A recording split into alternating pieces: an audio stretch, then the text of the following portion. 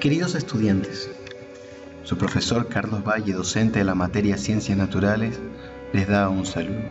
Vamos a continuar con nuestro tema de estudio de la unidad 2, que es la reproducción.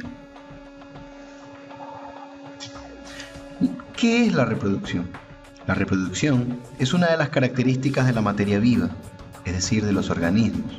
Mediante ella, los seres vivos se multiplican, dan lugar a otros seres idénticos o muy semejantes a ellos.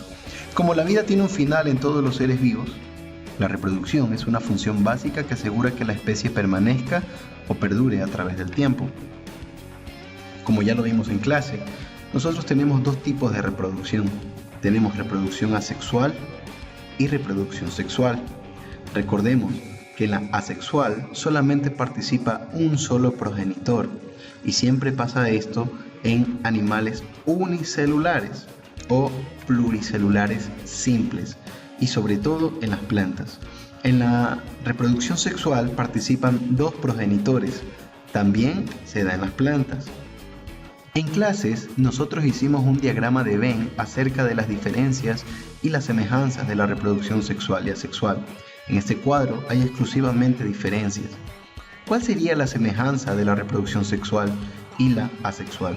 La principal semejanza es que las dos están diseñadas para perpetuación de la especie, es decir, que la especie pueda seguir existiendo. Entre las diferencias que tenemos en el lado de reproducción asexual, como ustedes ven, dice interviene solo un individuo, no se necesitan células especializadas, divisiones por mitosis. Bueno, esto es algo ya un tema de biología. ¿Por qué? Porque el nuevo individuo va a ser genéticamente idéntico al progenitor. Es un mecanismo mucho más rápido y es mucho mejor en ambientes estables. La reproducción sexual intervienen dos individuos de distinto sexo. Se necesitan gametos. Aquí la palabra gameto, les recuerdo, les comenté que la palabra gameto es célula sexual, ¿sí? Célula sexual, y la palabra meiosis es algo más profundo de biología que lo van a aprender mucho más adelante. En reproducción sexual tenemos que el nuevo individuo no es genéticamente idéntico a los progenitores. ¿Por qué razón? Simple, hay una mezcla de informaciones genéticas, tanto de progenitor A con progenitor B. Es un mecanismo mucho más lento y también depende de la especie. Al hablar del mecanismo más lento hablamos del tiempo de embarazo, el tiempo de gestación. En los animales pueden durar días, mientras que hay especies que pueden durar muchísimos meses, incluso más meses que la de los seres humanos. Y esta reproducción sexual es mucho mejor en ambientes variables. Otro tema que revisamos fue la fecundación. El reino animal se distingue en dos tipos de fecundación, dependiendo del lugar donde se lleve a cabo la unión de las células sexuales. Se trata de la fecundación interna y la fecundación externa. En esta imagen pueden ver el momento exacto en el que un espermatozoide está entrando a un óvulo. Esto es la fecundación. La fecundación interna se realiza en seres humanos y animales terrestres. Ocurre dentro de los órganos de uno de los progenitores, el cual está anatómicamente preparado para este proceso. Miren cómo está aquí el proceso, ¿no? Tenemos este ejemplo del gallo y la gallina. La pareja se dispone al apareamiento, luego viene la fecundación interna, está pasando dentro del órgano reproductor, en el interior de la hembra. Empiezan a desarrollarse los huevos, ¿sí? Luego viene la puesta del nido y viene la incubación de los huevos. Y por último, el nuevo ser rompe la cáscara y abandona el huevo tras la eclosión. Fecundación externa. La fecundación externa es la que se da en el medio acuático.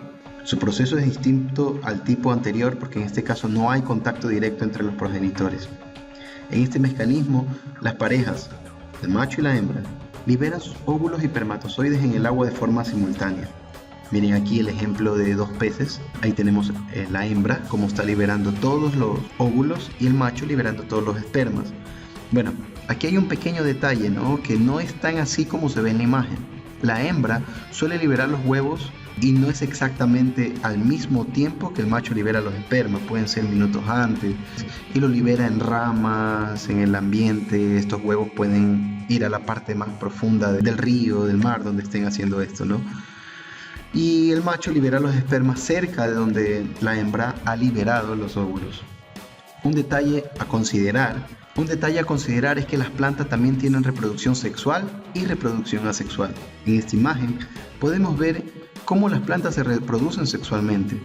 A veces nosotros al ver el término sexual siempre pensamos que simple y llanamente se trata del acto sexual que tienen que encontrarse, y uno dice, ¿cómo una planta embaraza a otra planta? Sencillo, necesitan de polinizadores. Se llama reproducción sexual simple y llanamente porque tiene dos tipos de células sexuales, lo que le dije que se llamaban los gametos: células sexuales femeninas, células sexuales masculinas. Acá tenemos el proceso. Empieza con la polinización, va hacia otra flor, luego viene la fecundación de los óvulos. Si ven que la flor, dentro de la flor también hay óvulo, el polen vendría a ser como un esperma.